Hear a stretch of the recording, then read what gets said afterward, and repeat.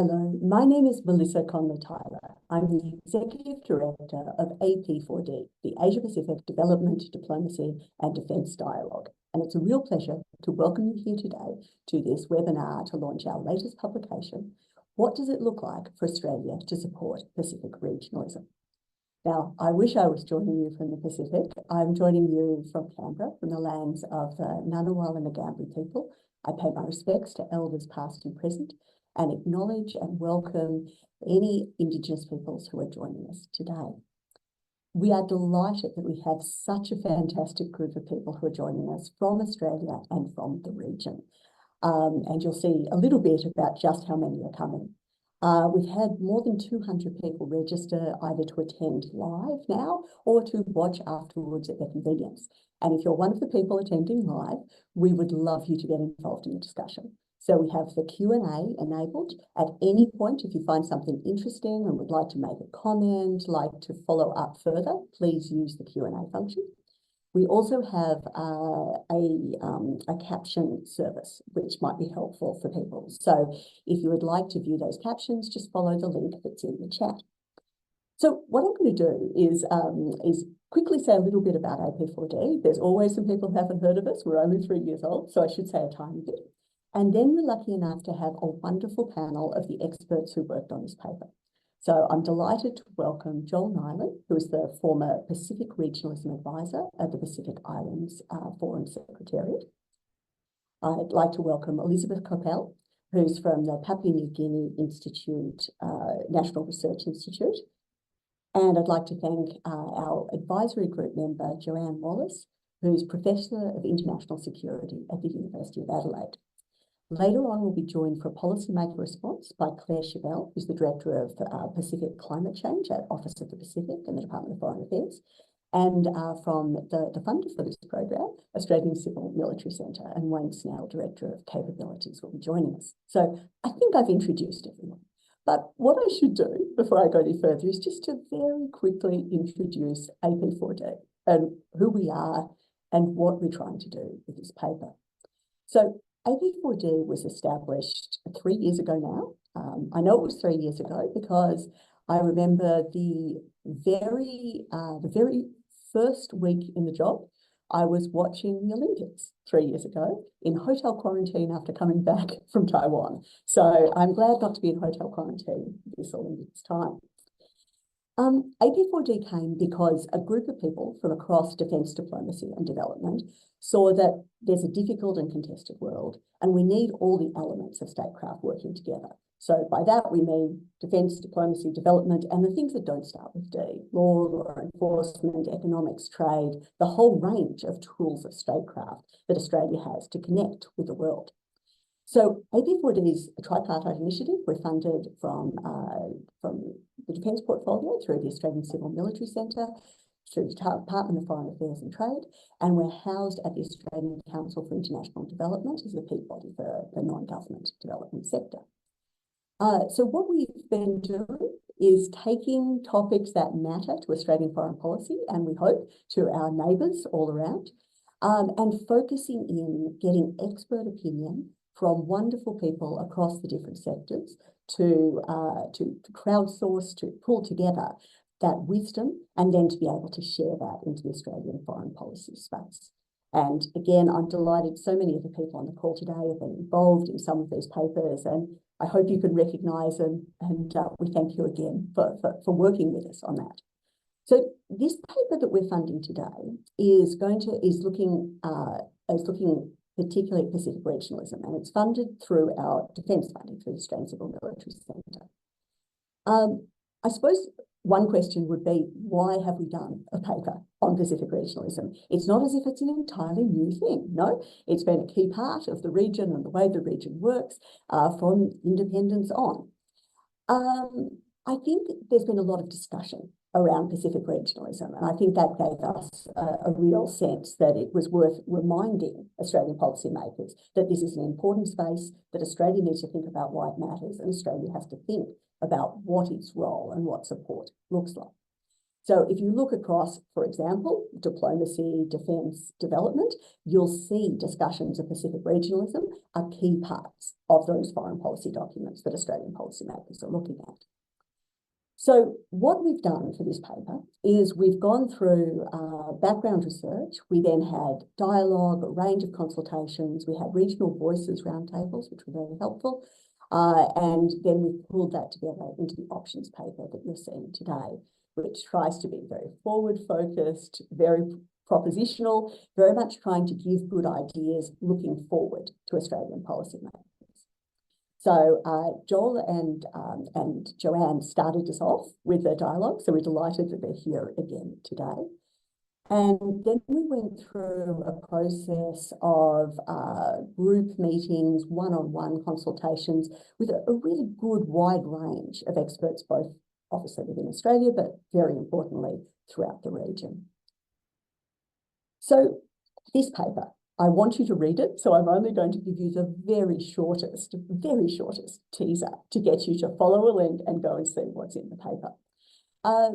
You will, when we're talking Pacific regionalism, we are talking this sense of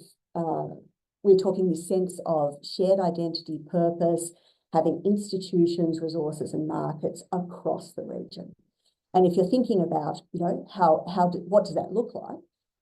Pacific Island Forum has had a huge process of coming up with the 2050 strategy for the Blue Pacific continent, which really gives a sense of how the region should be working together, what a whole of region approach looks like.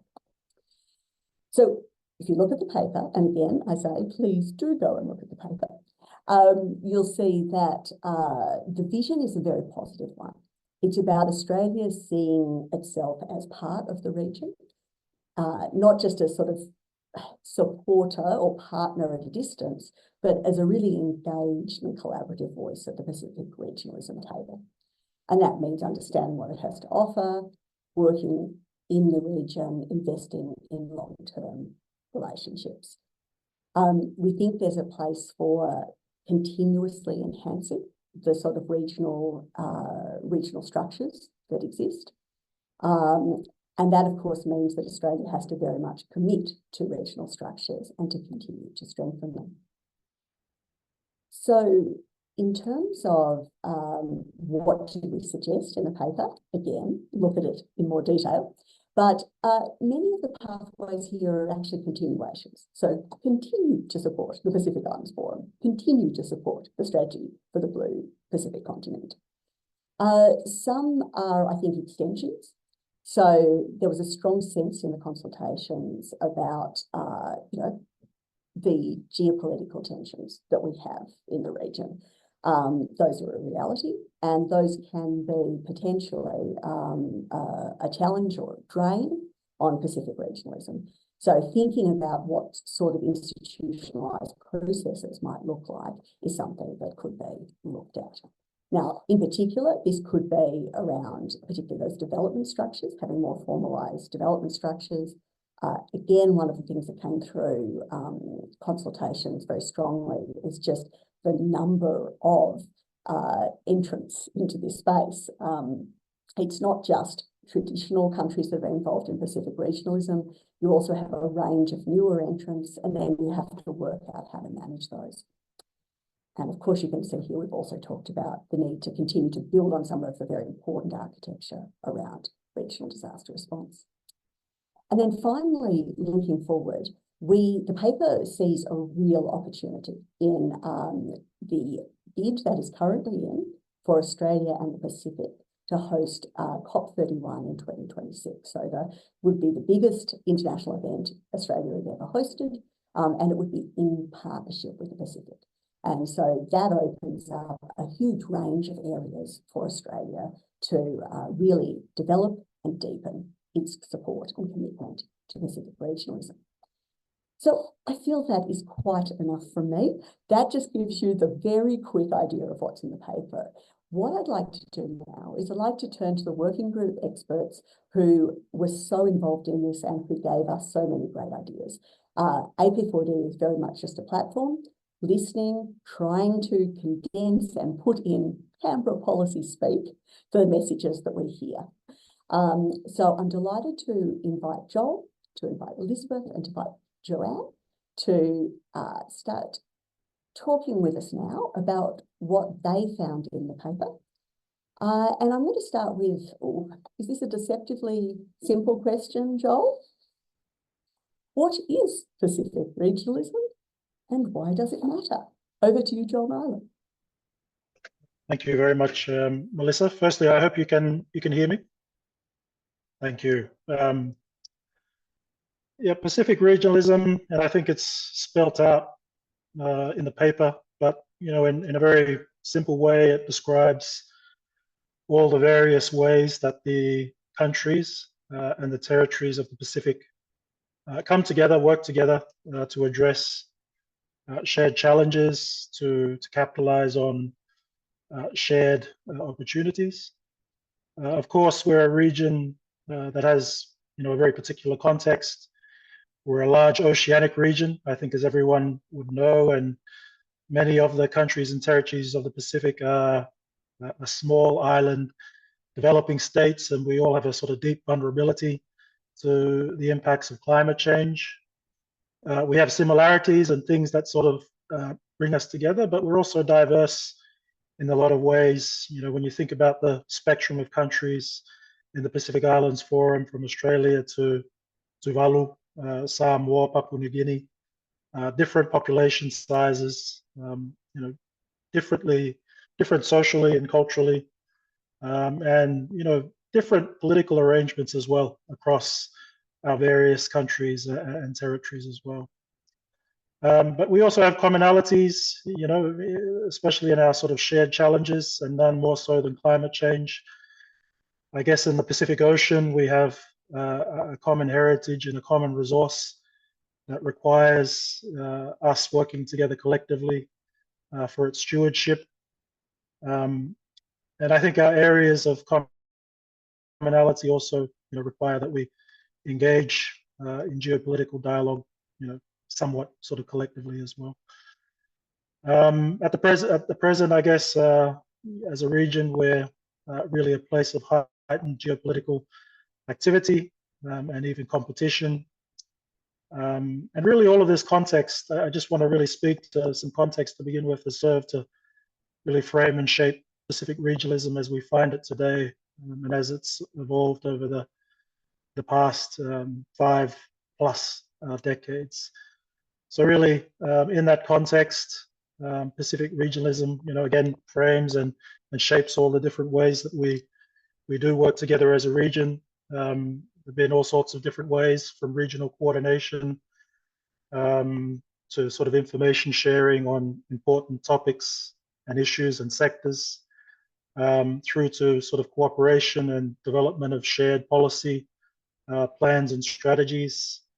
Many of us will know about the efforts that we take as a collective region to collectively engage and advocate and come together for shared diplomacy on the global stage.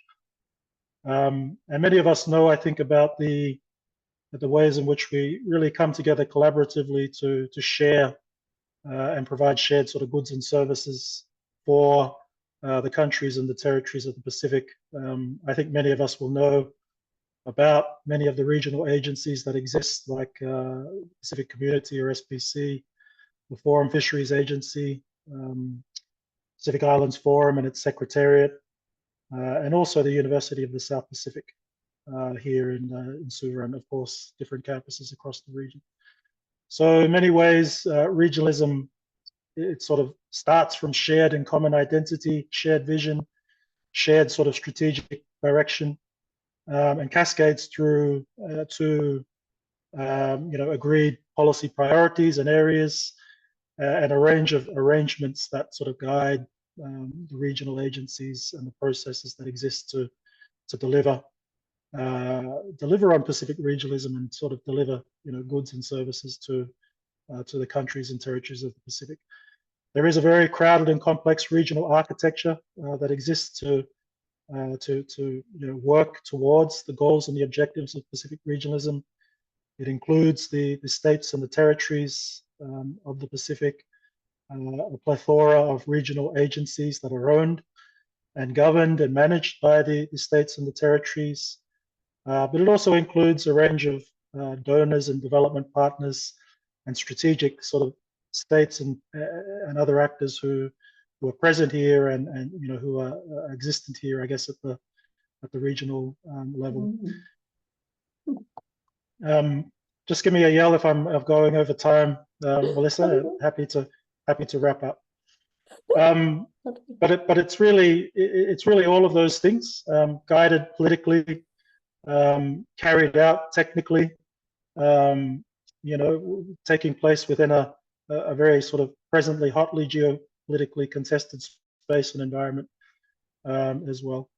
But I think, in large and short, it sort of exists as a collective of countries and territories who work together for the common good of all in the Pacific.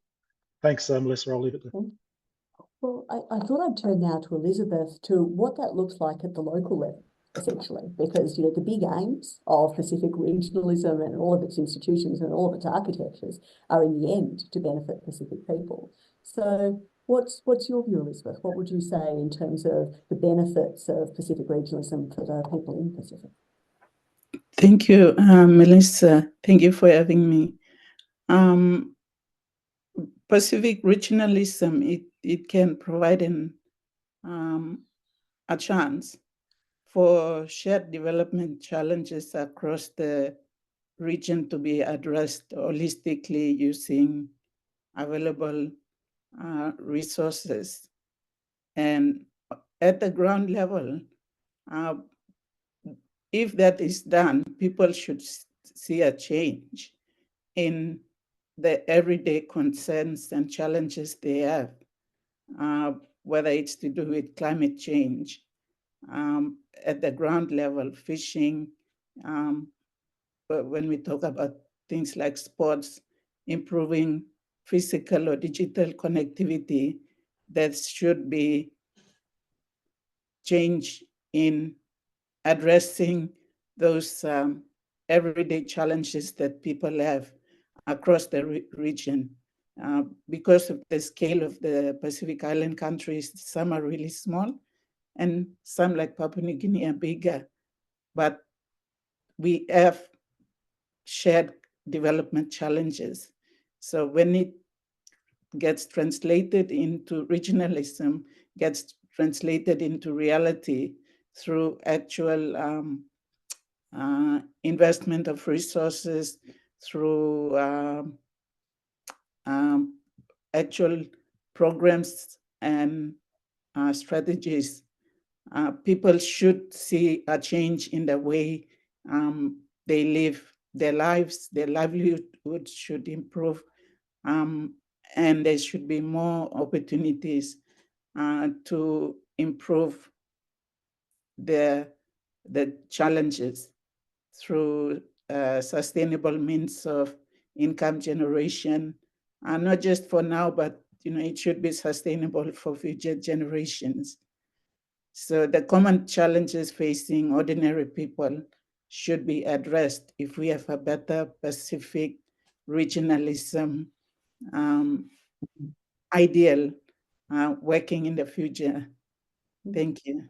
Well, I'm going to come back to you and ask how we're doing on this at the moment, but I wanted to go next to Joanne, just to give a sense of the view from Canberra. We have a number of people I can see on the line who are joining us from DFAT and other agencies. What would you say to them? Why should Australia care about Pacific regionalism? Thanks, Melissa. And look, Joel and Elizabeth have already said in far more informed terms than me about the importance of Pacific regionalism for Pacific Island countries and communities. So I won't reiterate that. But the reasons that they have given really underline why Pacific regionalism is so important to Australia. Because ultimately our foreign and strategic policy interests are best served if our Pacific neighbours are prosperous and secure. And as they've described, regionalism can play a really important role in both those goals. But to secure short-term diplomatic wins, we have been tempted in Australia at times to try to compete with China bilaterally in the Pacific. And in the long term, I'd argue that although it might involve some short-term perceived losses for Australia, we are actually better off pursuing our Pacific policy through regional mechanisms whenever possible. And we are fortunate to be one of the only 2 non-island member states of the Pacific Islands Forum. And I've done some work on the valuable role that the forum can play in managing geopolitical challenges, which, as we know, is a source of considerable concern both in Australia and the Pacific. Now, smaller states too might get some short-term benefits from playing off strategic competition between partners, but over the longer term, they too will be better if they negotiate with larger states through multilateral mechanisms like the forum. And this point was well made by Samoan Prime Minister Fiame when she led the regional pushback against China's efforts to garner support for its regional economic and security pact back in 2022.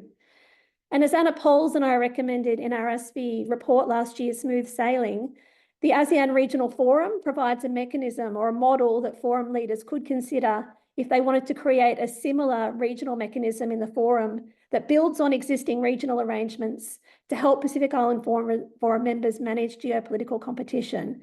And I can't emphasise enough the really fortunate, it's a privilege for Australia to be a member of the forum, and the importance that we should place on really solidifying the forum as a key institutional regional mechanism in the Pacific for geopolitical challenges, but also for advancing development and a whole range of other tasks that Joel and Elizabeth have already described. Thanks. Well, Joel, I'll go to you now in terms of, looking forward. What do we think the scenarios are? And we were really struck by the work you were doing, thinking about, what are the different scenarios for Pacific regionalism? Some of them could be quite negative. It could fracture in some ways. And we have seen, that this is possible. Others might be a muddling through, and then the third might be enhanced regional cooperation. So can you tell us a bit more about those scenarios and how you're seeing it at the moment? Thanks, thanks, Melissa. Yeah, I think it's important just to really think about maybe some of the core things that drive our strategic outlook, I guess, as a region. Climate change, we really can't sort of neglect that. Our current sort of development status for many of our small island developing states, coupled with the recent economic hit that many of our countries have taken after COVID, means in some ways a reliance on others to support our sort of rebuilding and our development aspects. And then there's also the geopolitical dynamics and sort of environment that Joanne has really spoken to. That in many ways sets a bit of a frame and a system for how we might look at Pacific regionalism moving forward. I did speak about those 3 different scenarios that you mentioned. There could possibly be one scenario of really seeing Pacific regionalism going forward very much as it is at the moment, a very pragmatic approach to regionalism, but really remaining at the sort of lighter end of regional cooperation. We're certainly not a region that necessarily sees ourselves entering into sort of a deeper political community like the European Union. There could be another option or scenario for the Pacific whereby we sort of retreat from regionalism and maybe look more into operating at a sub-regional level, or even delving back into maybe more national or bilateral means of engaging with ourselves and with our partners. Or a third option, in terms of, again, even deepening regionalism so that we are a bit more of an integrated Pacific that maybe adopts elements or aspects of, the kind of political and economic community that the EU, I guess, represents at the moment. To me, I really see the Pacific probably continuing on in its sort of current set of arrangements. I don't see that the issues and the outlook that we find ourselves in at the moment is really one that will prompt the members of the Pacific Islands Forum to think about engaging into deeper forms of regionalism at this stage. I think it's we're also operating in an environment of countries that are reasonably recently new in their political independence, and so sovereignty is something that they, I think, understandably guard closely, and so sort of seeding some of that into some supra regional entity, I think, is a little ways off for the Pacific. But I think the arrangements suit the countries and the territories insofar as they wish to engage in regional arrangements at the moment, and therefore I don't see things changing anytime soon. Thanks, Melissa. So that's more on the maintain, mother long, steady soul.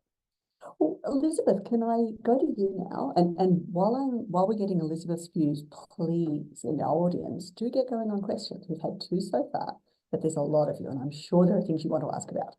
So I'm going to Elizabeth just to get a sense of, you talked about what you want to see on the ground from Pacific regionalism. How would you say that Pacific regionalism can better meet the needs of Pacific people? Okay, thank you.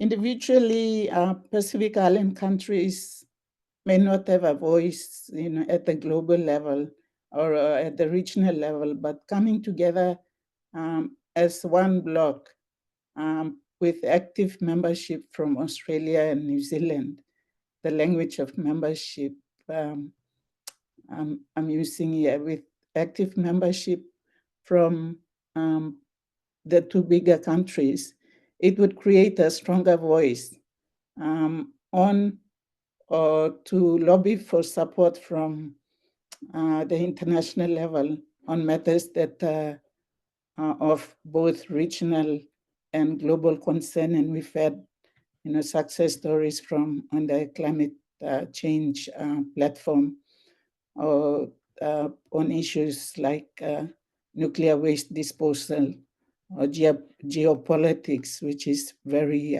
sensitive at the minute. So as a group, we have a bigger voice. There'll be more chances of making ourselves heard. That's one aspect to look at it from. The other angle is under the umbrella of Pacific regionalism, scarce resources can be pulled together and invested on addressing issues that are of shared concern and matter most to member countries.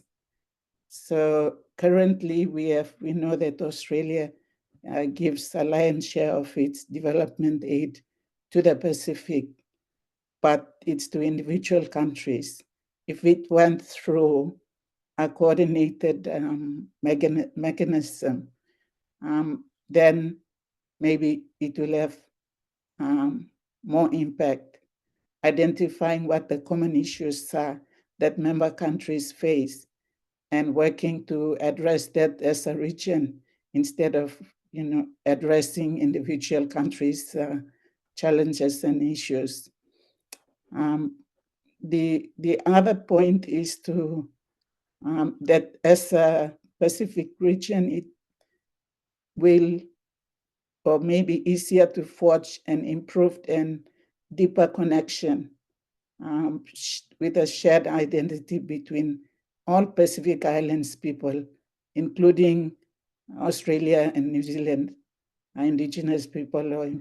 Right now, people from the Pacific are referred to as Pacific Islanders, and this kind of excludes the Maoris and the Indigenous people of Australia. So with the Pacific regionalism umbrella, under that the identity of all Pacific people will be created, the way we refer to the European Union as Europeans.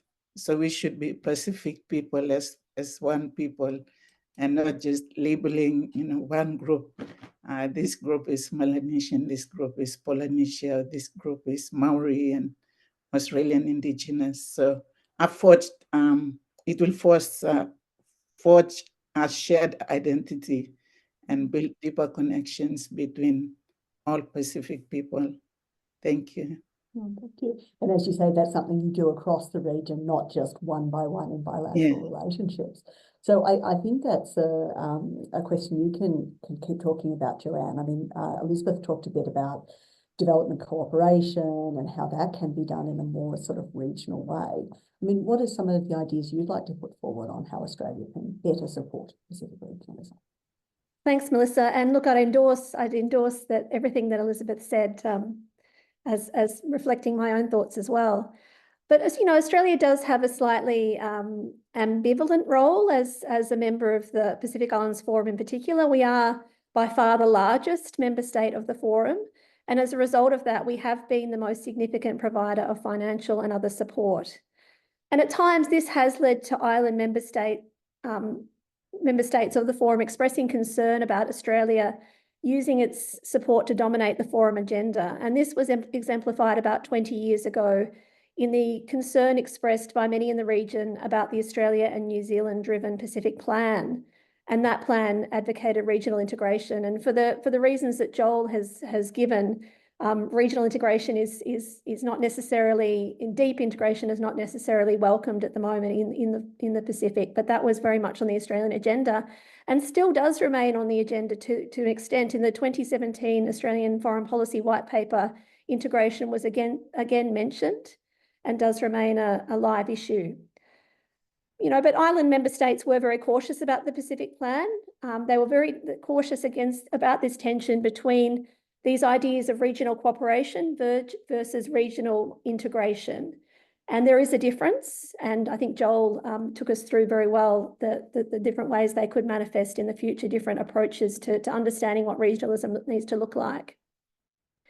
And Pacific Island country members of the forum have tried to dilute to an extent Australia's influence over the forum agenda. In 2018, the forum members agreed to realign the funding model of the forum so that 51% of assessed funding would come from the island member states from 2021. Now, while that was formally achieved, Australia and New Zealand do continue to provide the bulk of program funding. And Australia does also fund many of the new initiatives that were created under the Suva Agreement that help to keep the Micronesian member countries in the forum. And that example does illustrate one of the challenges that we face in Australia when we approach Pacific regionalism. Capacity and funding gaps in the Pacific mean that Australia's support is needed, but we need to balance our delivery of that support against being seen to be interfering or overly influential over regional politics. And Anna Poles and I recommended in the report that I mentioned, Smooth Sailing, that one way to avoid the risk that Australia is seen as exercising undue influence over the forum because of our provision of funding would be the possibility that Australia, and we argue in our report, ideally other partners too, would donate to a forum trust fund rather than donate directly to individual mechanisms or individual programs.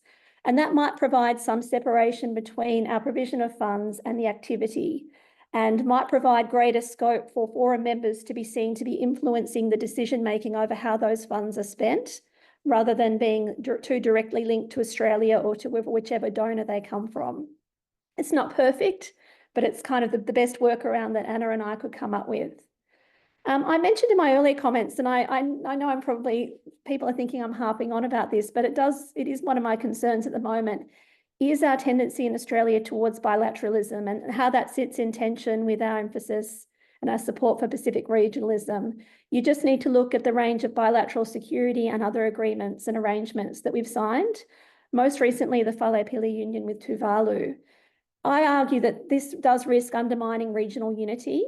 And it also, if we want to be hard-nosed and strategic about this, it does make it harder for us to criticise China when it tries to do the same thing. Now, in Australia, we can try to excuse our bilateralism by arguing that it doesn't undermine regionalism because we're part of the forum family. But it would be far better for us to direct our energies towards regional approaches to security, climate, economic and other challenges, particularly through the forum. We and other partners should be directing our support for Pacific police forces in Haida, economic and other challenges through the forum. If we think about Whalepili, it would have been far better for us to think about providing pathways for climate-induced migration through regional mechanisms rather than through the bilateral Whalepili Union. The same here goes for minilateral arrangements like the Partners in the Blue Pacific Initiative. Again, it would have been far better for that to be housed under the forum, the imprimatur of the forum, rather than created as a parallel and potentially therefore undermining arrangement. So as we've heard from Joel and Elizabeth, emphasising regionalism will deliver better results for Pacific Island countries. They can negotiate with us and partners as a group rather than bilaterally, and Elizabeth has described this well. This would also, regionalism and enhanced regionalism would also serve our interests in Australia. It would put pressure on other partner states, including China, to funnel their assistance through the forum. Here I note that far more pressure should be placed on countries like China who haven't signed up to the Cairns Compact on Development Cooperation, which was the forum mechanism created several years ago, which is currently in abeyance to coordinate donors' activity in the region. If we were to really emphasise and strengthen those mechanisms with our forum member partners and member countries, that would put pressure on all member states. If we were to take the lead and show the way it's done, put pressure on them to prioritise taking a regional approach rather than a bilateral one. And that would benefit us by taking the heat out of strategic competition, which is in everyone's interests. So thank you. Oh, thank you. Well, I'd like to continue on with that. We're moving to the questions that are coming in from everyone in the audience. And I think one of our questions, anonymous, sadly, has taken up Elizabeth's point around channeling aid dollars through Pacific regional bodies, which you've just explained very well, Joanne. You know, some of the things that exist, like the Cairns Compact, in abeyance, dialogue partners process, etc. I'd be interested, Joel, in your response on that. Having heard Elizabeth and Joanne, how do you take that from your time very much in the centre of it all? Thank you. Thanks, Melissa. No, I fully agree. And there was a little bit of work. I don't know if it was published, done by the Forum Secretariat a little while ago now. But one of the statistics was just really in relation to the total value of aid to the Pacific at the time. And I think there was a metric, something like the fact that only about 9% of aid flows to the region were channeled through regional organizations. And I think when you think about it, I mean, the importance of channeling support and resources through regional organizations is that they're owned, of course, owned and governed by the countries and the territories of the Pacific. And I think, importantly, that's hopefully something Australia would recognize, and when it thinks about options that it has in front of it to invest its resources into the Pacific, whether that's bilateral or whether that's through regional organizations, it will understand that as it channels it through regional agencies, entities, and organizations, it is channeling it to bodies that again are owned and driven and managed by Pacific countries and territories. I think that's the strength of putting and channeling resources through regional organizations. Mm-hmm. Thanks. And another question came in, around how donors can collaborate in a genuine way. Do you see examples of that at the moment? There's certainly a lot of goodwill and good intent for donors to collaborate. I think if you ask any officials from any member countries, they'll probably tell you that it hasn't gone sort of far enough. Even the practicalities of the scheduling of convenings and dialogues and meetings related to donor engagement and development coordination on the ground is probably lacking across many countries. There are good examples on the part of some member countries that actually force donors to work together more collaboratively, and my own country of Samoa is a good example of the government of Samoa very much being a manager of its development and donor partners, and it sort of instructs them on how it will engage with Samoa. So there are some good examples that I think can be shared across the region. Thanks. And because we have devil's advocates in the audience, our anonymous attendee has said, another way to look at it is much more from the national perspective. So he quotes Transforma Cora as the regional architecture is the umbrella that stops aid raining down on my country. Would anyone care to comment?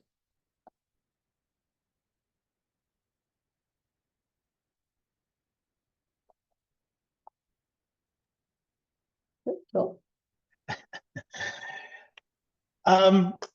Yeah, I mean, it's certainly a comment that I think You've heard before?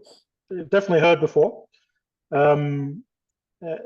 There's probably a sense that there's a big sort of regional bureaucracy of agencies and sort of experts and support that's there, and there may be a sense that a lot of the resources that are provided probably stop there rather than channeling down into the grassroots and to the community level, as Elizabeth I think was speaking about earlier. So in some ways, at least from a visibility point of view, it's probably not an unfair comment. Thanks. Mm. We've been talking so far about, I suppose, the geopolitical context, those heightened issues that I think all three of our speakers have discussed. But another one, I suppose, is a sense of internal fracturing. And we have some questions here from various anonymous attendees looking at the role of sub-regional Pacific groups and bodies. So things like the Melanesian Spearhead Group, the Polynesian Leaders Group, and of course the Micronesian Presidents Summit.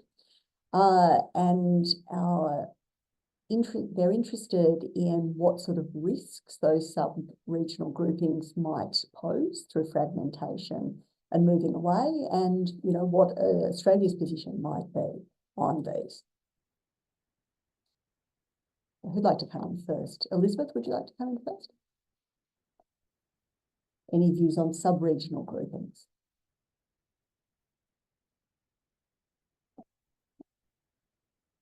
If the tech isn't working, I will go to Joel. I know Elizabeth is with us, then Joel. Oh, Hello. I think it's that comment relates to what's just been said. The sub-regional groupings, I think, as long as they are established and recognized by the Pacific Islands Forum, which seems to be the highest body, the information and ideas, questions, they should filter through.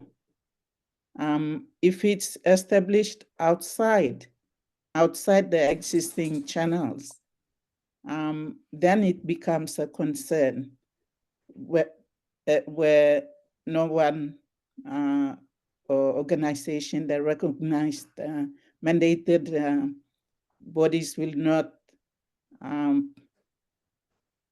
keep an eye on what's going on, or no one will take ownership of it. As long as it works through the recognized and established mechanisms, it should Sub-regional groupings are yeah, part for of me, that. it's not, it shouldn't be an issue. Okay, Joel. Thank you. Yeah, no, I agree with Elizabeth. I mean, and in many ways, sub-regional bodies like the MSG and the MPS in the north and the PLG amongst the Polynesians, these groups emerge, I guess, out of a natural desire of those particular countries to come together for whatever reasons or commonalities or areas that they wish to really collaborate on. So to an extent, I think you can, and there's a need to ensure complementarity between the regional sort of level and these sub-regional groupings, but I think there's just got to be some nuance in how that management sort of takes place. You don't want to see groupings sort of or divergence or division or any sort of cleaving off of subgroupings for any reason. And I don't think, that countries who are part of those particular sub-regional bodies are also, of course, members of the Pacific Islands Forum. So I think there's plenty of scope within the dialogue and the Talanoa and all of the sets of arrangements that exist, within the regional architecture to ensure that there is harmony. Okay. Thanks. And Joanne, anything you'd like to add? No, I think it's been answered very well already. Thank you. Well, I might go to James Cox's question. James has been involved in a number of our Pacific papers, and we thank him so much for the positivity that he always brings. He's responding to your vision, Elizabeth, of Pacific people and an identity across the Pacific. But I think he's a little concerned about whether that's something that the Australian government can get to. There's always a danger that it can be seen as primarily political and security driven, rather than a sort of true unity and identity. I'm interested in your take on that. And I might also put in the question around examples of success Australia has had engaging with Pacific regionalism. Ones where we can say we've actually gone in tune with our ideals as being part of Pacific family. So Elizabeth and maybe then Joanne. Okay, thank you. Thank you to James for his comment. Basically, that's precisely the reason why I've put it that way. So it's not looked at as Australia advancing just security or political agenda. We need to go beyond that to be really genuinely interested in forging close connections and relationships with the Pacific people. Because without that, given another 50, 100 years, we'll still be talking about the Pacific family. How do you make it a reality? So I think, if Australia has to change its approach, now is the time. Because I've been in forums and discussions where people are talking about the geopolitics, and they say, well, China comes and it doesn't ask us questions. It gives us this, China understands us. Whereas, Australia doesn't. That's an example of one of the issues that will keep coming up if Australia pushes the agenda of, political security that moves in that direction. And if we don't change and become, take active measures to build real relationships and become one people, we'll still be in this situation 50 years down the line. So I think it's something for policymakers to think about, really crafting out innovative ways to make that happen. And we can't say it's not happening, outside of government, outside of DFED, sports, in the sports area, in scholarships that are given to students, Australian awards. There are little things that are already happening. It's talking about how we can make it a step-up approach where government policy is driving that to make it visible. Thank you. And I think Balgong He from Deakin University has responded to that. I think in that same mode you're talking about, Chinese advocacy around developmental regionalism, Australia probably has to see something similar. So Joanne, I said I'd come to you. I just wanted to endorse what Elizabeth said. And I think Elizabeth, one of the words that Elizabeth mentioned and something that's come up in research that we've been doing, Uni Adelaide, and James Cox is actually one of our research partners with our partners in Solomon Islands and Vanuatu, and visibility is so important. And I think we're in Australia, we don't have great visibility at the everyday level of the Pacific amongst, the average Australian. I think it's improving, the Pacific labour mobility schemes have brought more people from the Pacific to Australia, which has helped. But a lot more could be done to build those people-to-people links, because ultimately, if we are going to become a member of the Pacific in a really deep and meaningful way, in the way that Elizabeth described, it's going to need a broad constituency amongst the average Australian. And, there needs to be the drive, much greater knowledge in Australia of the Pacific, and more effort made to build that. The Pacific, I'm always struck when I talk to people from the Pacific that they know us far better than we know them. And it's really building that will be important, because if this is going to be sustained, it's going to need the constituency. We've got the political moment, we've got the government, the right government at the moment for it. We just need the political constituency to make sure that this moment endures. Mm. Well, on that, a few things. Not that long ago, AP4D held an excellent webinar looking at how Australia can improve its Pacific literacy. We do encourage you to go and look at that.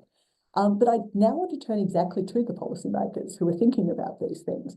So we're delighted that we have with us today Claire Chivell, who's the Director of Pacific Climate Change in the Office of the Pacific in Department of Foreign Affairs and Trade. Now, I know there are still a few questions there. So what I'm going to do is I'm going to ask our panelists, please, could you type some answers to those questions, those excellent questions we have from Keith Twyford, from Alfred Schuster, and from our anonymous attendee. And I think a couple more that have just come in. So please do type some answers to that, but I want to go now to Claire so she can give her response as a policymaker, as someone who deals with these questions all the time. Maybe some of the things she took out of the paper, some of the things she'd like to reflect on. So over to you, Claire. Thanks so much, Melissa, and an enormous thanks to all of the panellists, Dr. Kopel, Dr. Wallis, and Joel Nilon. I've been listening intently as you've been speaking.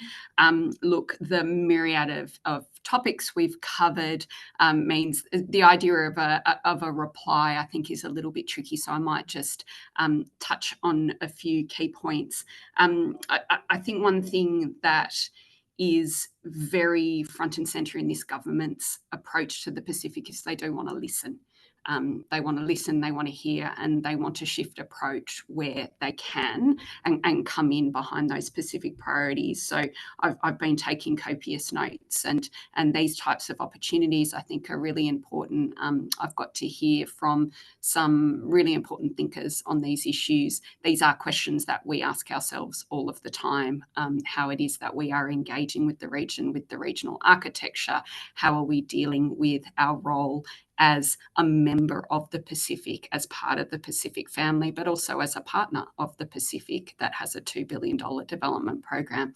And there are inherent tensions, and we grapple with these types of tensions daily.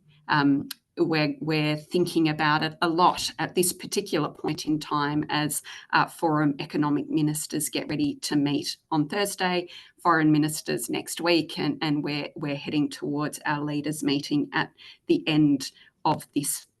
Are we in August yet? We're almost in August, at the end of next month. So this is a really important time for the Australian government with our Pacific partners. We're getting together, our leaders are getting together, we're talking about the issues that matter to us, and we take that very seriously. Regionalism is a fundamental concept for Australia's engagement with the Pacific. We recognise that we are stronger together. Small and medium-sized nations, we can amplify our voices more effectively if we are working together. We really see the Pacific's leadership on a lot of issues. I liked Dr. Kopel talking about how the Pacific have been so effective as a collective voice and pushing global ambition. I have seen that resonate in my work on climate change. The Pacific are first movers. We collectively, but our Pacific, small island developing state members have been pushing global ambition on climate for a long time. They're pushing global positioning, they're pushing Australian positioning, and that's a really important dialogue to be having. We see that the Pacific Islands Forum is the heart of that collective power, and it's a critical force multiplier. Australia is guided by the policy documents, the strategic direction of the region, the 2050 strategy, is integral to what we're doing.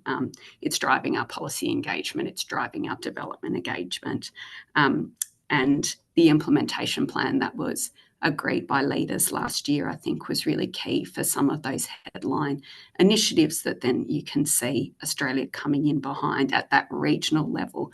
But Joel has quite rightly pointed to that challenge of what sits best at the regional level versus how do we support our bilateral relationships as well. And there's value in both, and I think that's the way that our government engages. I think we've talked to some of the ways in which the Australian government is trying to strengthen those relationships with the Pacific. We see those relationships as core, genuine people-to-people connections and links. It is the strength of our Pacific grouping. We've seen it through our scholars, our sports people, our traditional knowledge holders. I had the privilege of working alongside the local communities international climate policy knowledge platform. I'm getting that wrong, the LCIP, which is linked to the UNFCCC, where First Nations Australians and traditional knowledge holders from across the Pacific came together last year to talk about how it is collectively we can learn from our experience and push global ambition on climate. And it was a really powerful platform to bring that group of people together to talk. I think climate change, I'll speak to climate change. We've talked across security, we've talked across regional architecture, we've talked across crops, and I could talk to any of those, but I believe I've got 5 minutes, Melissa, so I'm focusing on climate because that is my day-to-day, what I work on. The paper and our conversation today talks to some of that tension of Australia's positioning on climate. And if you look to how our foreign minister talks about this, I think you can see that the recognition of some of that.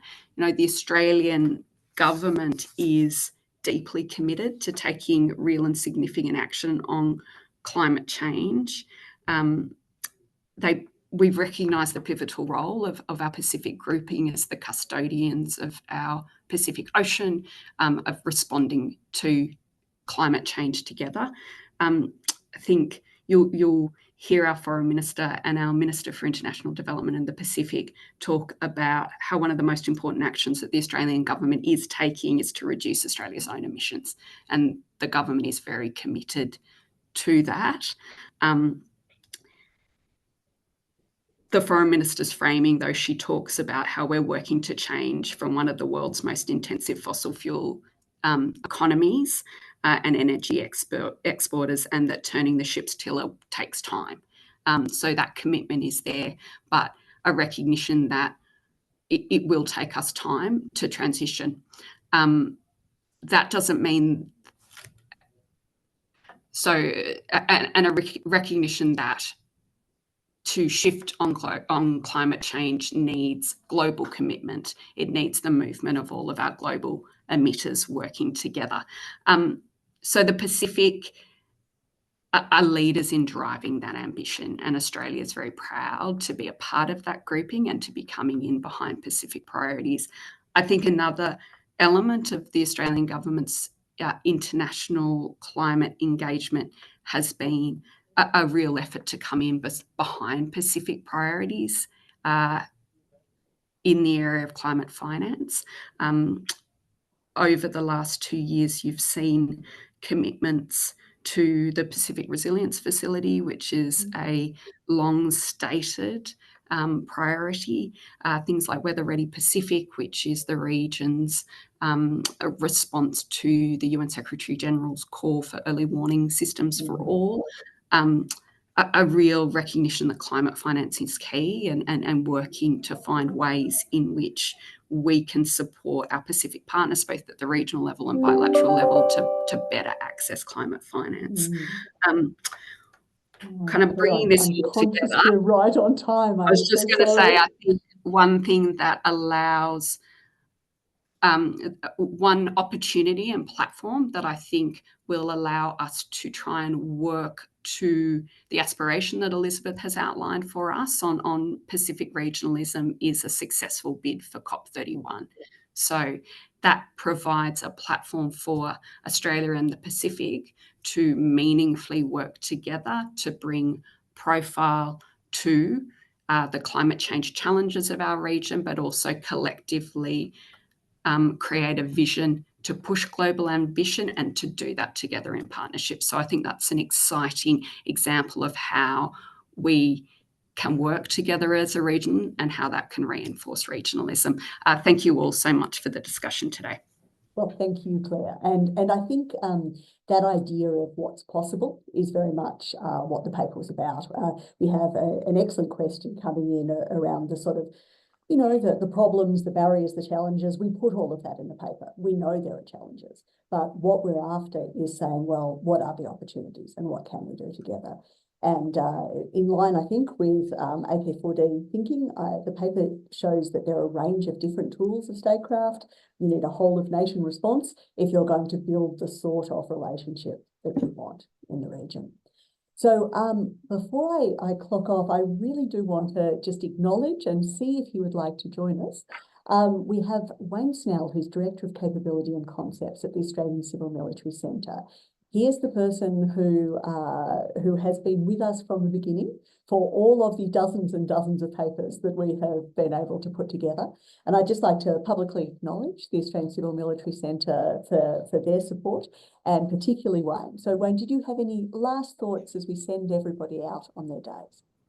Thank you very much, Melissa. I really appreciate that. That's very kind of you.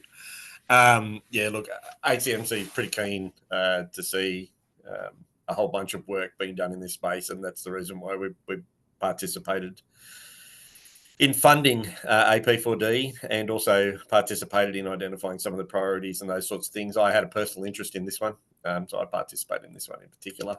Pacific regionalism as a Pacific person, you know, and the contribution then that if ACMC can make some sort of contribution to the use of all tools of space, all tools of statecraft. Not necessarily just some of the stuff that we had seen in the past where we were very focused as a government, very focused and potentially fragmented as across providing support. So, yeah, that's all I'll say at the moment. But that was very kind of you, Melissa, and I'm very, very pleased to be able to support this work. Well, and thank you so much to ACMC, to our advisory group, to everyone who was involved in the consultations for this report, and particularly to the AP4D team who make all of this possible and enable us to have this platform to share ideas and get them into the policy space. If you'd like to stay involved with what we do, you can follow us on social media, sign up for our monthly newsletters, and whenever we're having consultations, whenever we're working on the topics, we will let you know, and we would love to have your input. Thank you again for joining us here today, and please do share this paper and this event with anyone who you think might be interested. Thank you again.